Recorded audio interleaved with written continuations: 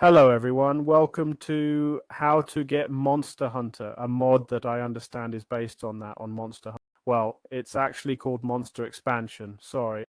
And basically it's a mod that adds 5 bosses to Minecraft. Super interesting. It's a mod that came out just 5 months ago, and look at the bosses it brings. Here we have the Scribe, okay? Which for being in Minecraft looks incredible. The Rhyza, right? With 500 health points. This creature, keep in mind, you should start running now. The Leivekilth. Well, this one. This is something else, huh? A flying ice walrus. And then the Rakoth, got it? And finally the Kobeko. Look at it. The Kobeko. So how can we get this mod? Well, it's very simple. We'll simply head to Monster Expansion, as I mentioned, created by Saxholm, and go to the Files section, then the Software section.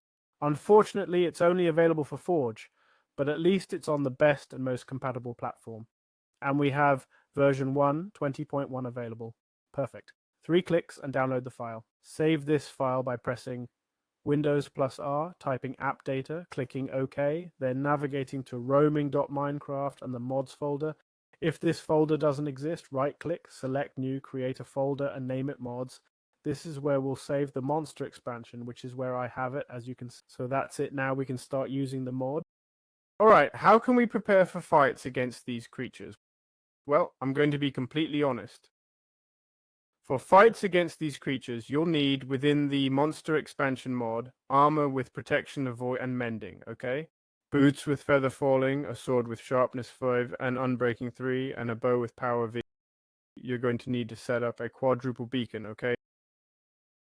The quadruple beacon that has, let's grab the beacon. The quadruple beacon should have the following effects. It should have speed 2, it should have strength 2, resistance. I don't know if you can get resistance 2, I'm not sure about that. And regeneration if you want, okay? Well, regeneration, forget about jump boost. Regeneration, okay? Look, there are 3 fighting over there. That's scary, really scary. Look at the damage they deal. So yeah, have a lot of patience. I also recommend that you bring potions, okay? Bring other types of potions if you need them. Pack plenty of golden apples. And bring lots of ender pearls because you'll definitely need to teleport, I can assure you. Bring totems, and well, if you know the patterns and think a shield might be useful, you can bring a shield too, okay? But I'm telling you, shields won't be very useful the first few. My goodness, it's getting chaotic here. They're making me deaf, man. Look at them. Look at them. Look at them. Oh my goodness. Epic battle. Epic battle. It looks epic, doesn't it? So that's it now, you know. Alright, how can we choose the order of bosses in Minecraft with Monster Expansion? Monster Expansion proposes a progression order based on accessibility and difficulty scaling, okay? We have several creatures. I think there are only 3 bosses, but we have 5 creatures total. The thing is, I think that, well, Rhyza avoids you. I think, maybe we have more than I thought. Is Kobeko there? Ah, well, we have more. First, they recommend that we fight the Skrythe first, okay? It appears in the overworld and doesn't require dimensional travel. Then they recommend the Leivekilth, okay? You need to find a frozen ocean and that's where it will appear. This creature already has 1,000 health, huh? And then they recommend we fight Rhyza last, okay? So the one with the least health at the end, who knows what this creature does, huh? The Rakoth isn't mentioned, okay? But hey, they also recommend that after killing the Skrythe, we craft the Foundry, okay? Which is basically the mod table, okay? Which actually we could even do before, right? Looking at it a bit, it's basically the mod table, okay? There it is, the Foundry. And the Foundry, as you see, okay, but we need, look, we can do this. We need the mod items to be able to do a bit of, you know, crafting and such. Look, we have a shield. True, we didn't mention carrying a shield. Carrying a shield must be incredible, and carrying totems too, okay? But, well, there you can see the armor crafting and such. Obviously, the armor is super powerful, but you have to defeat one of these creatures first. I'll also tell you, one of these creatures, maybe if I do this, it's done, right? It's finished. There it goes, there it goes, there it goes. What made that noise? Whoa, that one over there. Yeah, it just moved my whole screen. This one at least doesn't climb up. Nothing. This is super easy. This is the world boss. It's repelling my attacks. This is a joke, right? I'm going to try to go down a bit. I think it's going to kill me, huh? If it kills you, if it kills you, 2 hits and you're dead. Mother of God. Yeah, good luck to those of you facing this creature. Alright, how can we craft the Foundry in Minecraft with Monster Expansion? The Foundry is basically the key crafting station in Monster Expansion because it uses a 5x5 grid, as we can see, to craft boss armor, right? Look at all the recipes it has. It has up to 40 different recipes for boss armor, various weapons, gear, and Kobeko equipment. And so how do we craft it? It's actually quite simple. We just need 2 logs, 2 planks, and 1 iron ingot. Basically, you'll need to place the planks in the top corners and the iron ingot in the center. So there you go. This is how we unlock this monster expansion mod station without any issues and super easily. That's it. Simple as that. Alright, how can we tame and equip Kobeko? And well, Kobeko in the monster expansion is a companion. It's basically a creature that can appear naturally in almost any overworld biome and is peaceful, though other enemies might target it as if it were a player. How is it tamed and how does it survive? Well, if you defend and heal it with golden apples, it grows fond of you and becomes your companion. For some reason, I tried using wheat and it works. It worked for me, at least. It's the only item it's interacted with, though they seem a bit buggy. They're super stiff. But theoretically, the mod descriptions tell us to use golden apples, right? They can be revived with a golden apple, or they might wake up on their own after some time. Let's see, let's try it. I'm going to take away all its health, okay? Let's see if that works. It should fall in. Well, no. And basically, I think I have them bugged. It doesn't let me interact with them. Basically, when interacting, you can open an interface where we can ask it to follow us or not, or wander around and stuff. Okay? See? It tells me it's not tamed and hearts appear. I don't know, it makes no sense. I think they're bugged. Okay. But we have the Kobeko locator, which you can move. We can move a Kobeko with. We have the whistle wind horn, which basically sends out a gust of wind, I guess attracting the Kobekos. We can equip them with armor and shields and stuff, right? So, nothing. These are the Kobekos. It's a shame I can't show you because as you can see, they don't even move. So yeah, there we have it. Alright, so here we have Scribe and basically how we can find and defeat Scribe in Minecraft with monster expansion. Well, Scribe is basically a flying wyvern. It's this bird here, or dragon rather. And as notable mechanics, it has sonic attacks. Let's try it out. I'm going to give myself max resistance / effect, give at S resistance, infinite 255. Let's take a look at the attacks it has, okay? As you can see, it has 750 health. And first of all, it has this attack that stuns you, right? Then it can also cause confusion, or look, it has that tail attack. All these attacks. Plus, it can fly too, okay? So I recommend you bring a shield or a bow rather. And as you've seen, it made a sonic attack, and I think the sonic attack affects everything nearby. Look, there I tried to protect myself with the shield, and as you can see, the shield was broken in just 1 hit, okay? So keep that in mind. Right now, these two are fighting each other, but look, this way we can see a bit of both their attacks, right? Wow, the truth is it looks pretty epic, huh? My goodness, wow, what an intense battle. It's a creature you'll need to face with very strong armor. As you can see, between attacks, he gives us quite a bit of time to react. But it's also true that we're going to need mobility too, right? There it goes. And it doesn't have many more attacks, eh? It has 3 attacks, and that's it, okay? It's a very, very tough, very, very hard creature. It also has that charge attack, and now we'll see how much health it has after fighting. It's at 574, so imagine.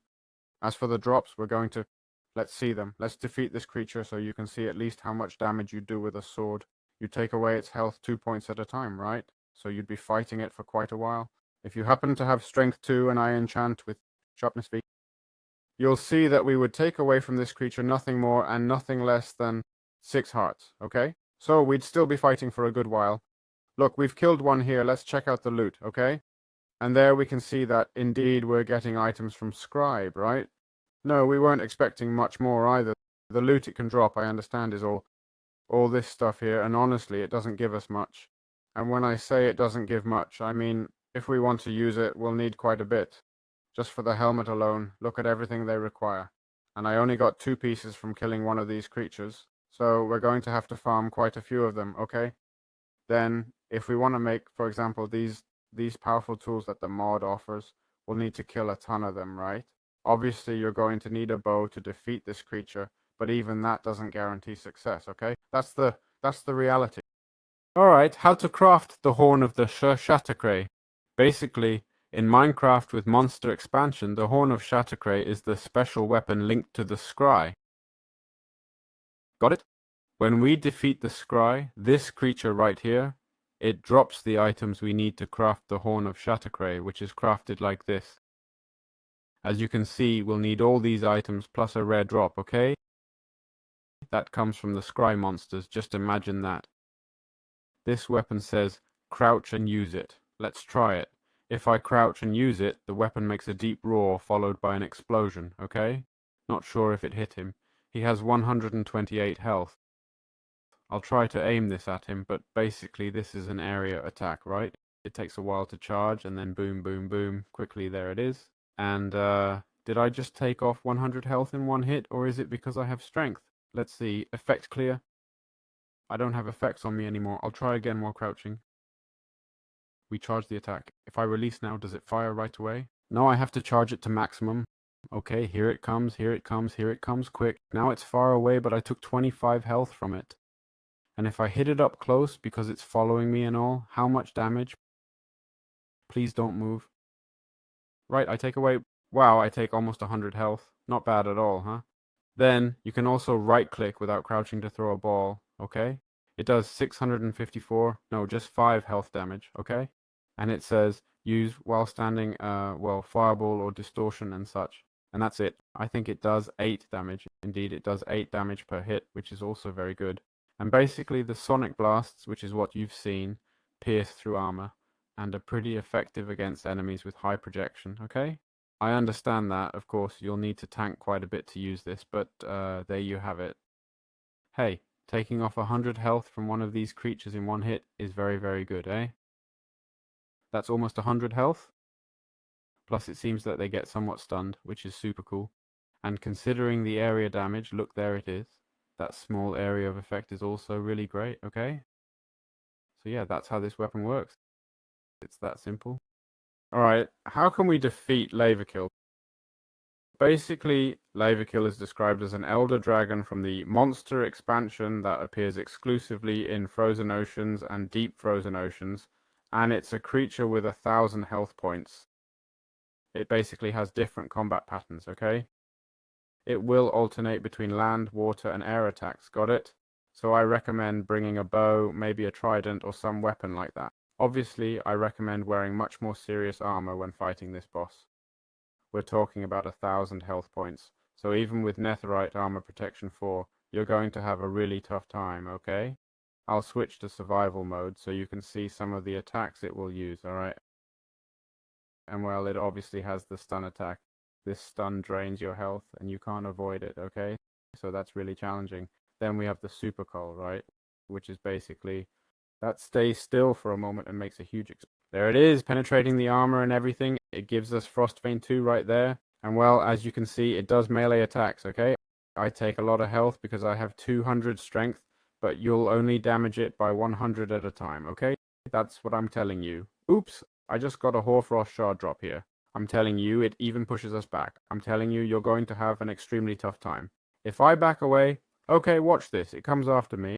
I mean, you're going to have it really, really difficult. Plus, it shoots those ice beams at us. Let's see when it stops. But if I stay I think it won't stop until it hits me. Let's see. There it surrounds me. Of course, these ice rays, if I get close, what happens?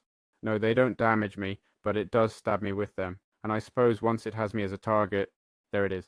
It just hit me, okay? That would be another attack in case we run away. I'm telling you, right? It has a pretty interesting hitbox there. It's going to attack us with its tail, okay? And it has this icy wind that, oh my goodness. So how can we defeat it? Well, what I'd recommend is using a bow. A bow is essential, the strongest you can get with whatever mods you have, okay? Look, let's try to find a spot over there. My focus is a bit low. we'll try to find a spot there where we can shoot arrows and take away a lot of its health, okay? Also, staying at a distance and behind cover allows us to be a bit more relaxed. I'd like to see how much health it has, okay? 427. Look, if I keep taking cover... Look, I'm giving myself ender pearls now, okay? Ender pearls. I'll give myself 16, okay? So you can see a bit how this works. Ouch. It has 400 health, eh? I'm using power 5, attacking him with arrows from a distance, and as you can see, he's acting a bit dumb, right? It's true that there comes a point, right? Whereas you can see he won't take any more arrows, and here you have to get close to hit him and then back away again, I think. Let's see. There it is. Now he takes arrows again, okay? Watch out for the attacks. I dodge these attacks using ender pearls, not gonna lie. Unless you have tons of speed or something, right? It's much better than getting hit, I can assure you. I can guarantee it. And I think it's the only vanilla way to dodge all his attacks, honestly. There we can see we've taken quite a bit of his health. How much health does he have left? 210. And that's the only way I see to beat him, honestly. No joke. If I had to fight him in vanilla, that's how I do it. So yeah, now you know, right?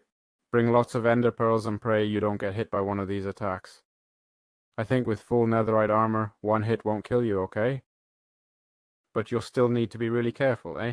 Look, here comes the blast. The good thing is that when it attacks, it always aims in the direction it's facing, you know? It won't change targets, which is pretty helpful. See how it doesn't turn around? So look, there it is. And we've killed this one. Oh no, not yet actually. There it is. So that's it. Alright, how can we craft the Rimescourge in Minecraft with monster expansion? Okay, we have this pretty interesting tool here, which is basically a special weapon created from a rare drop like the Leivekilth, okay? It has its own crafting recipe, and the rare drop is this one here, the deep freeze glands, and we'll also need hoarfrost shards, Leivekilth tusk, and armor plate. So normally, for example, with the Leivekilth, look, it's already given me a deep freeze gland. I've only killed it once, and it's already given me 17 armor plates, 3 rime pelts, 4 hoarfrosts, tusks, and monster hard bones, okay? Obviously from here we could make much more interesting armor. We could also craft the tool and so on. So how does this tool work? Well, basically the deep freeze gland has a 25% drop rate. Basically, this tool's function is that it's an iron weapon that applies freezing effects, reducing the enemy's mobility and attack speed, right? It's essentially a tool to gain safe windows of opportunity, okay? I can position myself here and exit PvP without any issues. I'm going to summon one of these creatures from the mod, so we can see how much damage we're talking about. Let's put a Rakoth here. 750. I summoned this and it just took away about 20 damage, see? But it also says, when hitting, applies Frostbane, right? And when using it, a Shockwave. Let's use the Frostbane. It has a... Let's see how much it takes away. 450... no, wait, I'm dealing with effects. Let's do effect clear. It has 450 health, so it takes quite a bit, and now it has Frostbane level 2, see? Well, with Frostbane 3, we're slowing it down, and now the creature is much slower, okay? And there we can go, as you can see, once it reaches 3, the effect stops stacking, okay? Keep that in mind too. And if you lower it and want to reapply the effect, we'll have to go slow, and it'll take time. So keep that in mind too. But as you can see, it's a weapon that hits hard. It takes long to charge, that's true. But against tough creatures, it can be very useful to keep them frozen. It's true that I wouldn't recommend melee combat against these creatures at all, okay? I'd recommend 1,000 times more to stay calm with arrows from a distance, power 5, and whenever they attack you underpel, easy, then move position, and that's it. And don't worry so much about attacking physically, mainly because I find physical combat very difficult, so that's it, there you have it. Alright, how can we find and defeat Rhyza? Well, this is the most complicated creature, I'm not going to lie, okay? Look, it just got stunned, see? Well, it got stunned, basically, because I attacked its parts, and I haven't explained this, but each creature has its parts. And of course, if you destroy one of its parts, right? Then it gets stunned, like when it attacks with its tail, okay? And there, for example, I can get its tail. Let's see, we're going to attack the tail directly, boom, and there it falls. Its tail falls off. I can even try again, okay? And this way I get its tail. I don't know if its tail has any interesting use. No, it doesn't seem to have any utility. It's just decorative, right? But this happens with all creatures, okay? I'm saying, for example, if I hit it in the head, it gets stunned, it seems. If I hit it on the sides, I don't know what will happen, honestly. Let's see, if I hit its legs, boom, it drops this Rhyza claw, right? That would definitely be useful for crafting. This happens with all creatures, okay? So how do we find the Rhyza? Well, basically, the Rhyza is described as a fast, technical boss from the end, okay? From the end dimension. In the end Highlands, end Midlands, and end Barrens biomes. Basically, all the end biomes. I mean, that's it. There's not much else. After defeating the Ender Dragon, okay? Basically, combat mechanics to know, things to keep in mind when fighting it. It's a strong creature, has 500 health points, okay? And it runs incredibly fast. It has this charge attack, okay? We're going to be fighting against it. I recommend bringing Ender Pearls since you're in the end. It'll attack you physically, but these charge attacks are no joke, okay? From a distance, if we play it well and throw 40 Ender Pearls, we can manage to avoid getting hit, okay? But of course, as you can see, look how fast it runs. Having this creature running towards you is not funny at all. And if you don't throw Ender Pearls predictively, you'll have a hard time because look how fast it... I think it's more important, of course, to bring totems if you can, okay? This creature takes a lot of health. You can see it hasn't hit me too much so far, but I've still taken quite a few hits, okay? And I have sound on to know when it's going to attack, but it's still difficult to see, okay? But you can see that with Ender Pearls, you can dodge it quite well. You see, I haven't had any chance to regenerate health, so before fighting this creature, make sure... Oh, it also has that attack that basically stuns you and you can't even dodge it. I really wasn't expecting this, huh? I really wasn't expecting this. I can't move. How long does this last? It hit me, giving me bleeding. It lasts 12 seconds. And what can I do here? I can't break free. Oh, I could pull downward, right? That would be best. Just pull down, and that's it. It can't do anything to me. Then I escape with an Ender Pearl, and that's it. Well, you might manage it, but if lightning hits you, you'll freak out, so... There it is. But, as you can see, it's a tricky creature, huh? So be patient. I don't know how much health I've taken so far before it messed me up, but I've only taken about 150 health. Imagine that tail. How do you dodge it when you can't dodge it at all, okay? So I recommend using night vision to see its outline when invisible, okay? Important. I mean, when it makes us invisible, maybe using night vision goggles could help us, okay? And then, well, if its health drops, it enters a phase of long combo attacks too, so it's recommended to prioritize defense with shield and dodging, only attacking during recovery. But as you've seen, it doesn't recover too much, right? So good luck with the fight. Maybe it recovers when it's glowing, which is what I think, because when it starts glowing, it kind of stops attacking me. I think it must use that to recover some health. I'm not entirely sure, but there you have it. Alright, how can we craft the Duskrend? Well, basically, the Duskrend is a sword from the monster expansion that's crafted in the Foundry, and what we'll need is the serrated Sharpclaw, okay? The serrated Sharpclaw has a 25% drop rate, but we can also get it if we attack the Razor's legs, okay? You see when you attack it that it drops the claws? Okay, important note. I know it looks very easy, but don't be fooled, alright? I mean, I just hit it with 255 strength, but it won't be that easy for you, okay? I'm saying this so you don't think you'll just hit it once and get the claws right away. So, as you can see, this weapon, let's remove all the effects so we can see how it works normally, okay? There, all effects are gone now. Basically, the Duskrend is a sword, and this right here is its recipe, okay? 3 serrated claws, well, 3 2-razor claws and 1 serrated sharp claw. For the serrated sharp claw, you'll need a 25% drop rate, okay? And quite a bit of luck. Basically, what this weapon does is gain frenzy and increase speed when it hits. And when you use it, you perform a dash that consumes all stacks. Obviously, I can't do the dash right now. Why? Because I need to hit something first, okay? If you look, it shows 0 out of 5 here. Let's try a dash, right click, and there's the dash, see? I'll do it again. Just one hit, right click, and a small dash. If I hit a few more times, you see I get more speed, it shows 5 out of 5. If I switch weapons, do the effects still apply, or are they lost? No, they're gone. Okay. Let's see how long the stacks last, just out of curiosity. They last what? Many seconds or not? Not long at all. Okay, so changing weapons is fine. It stays the same, but they just don't last very long, right? And the dash with 5 stacks, which is the maximum. 1, 2, 3, 4, 5. Look, there it is, see? You jump, and it's a way to get mobility in the mod. As you can see, I've been using Ender Pearls for mobility, but this weapon gives us that missing mobility. As you can see, it doesn't deal any damage, okay? It only takes 2 health from this creature.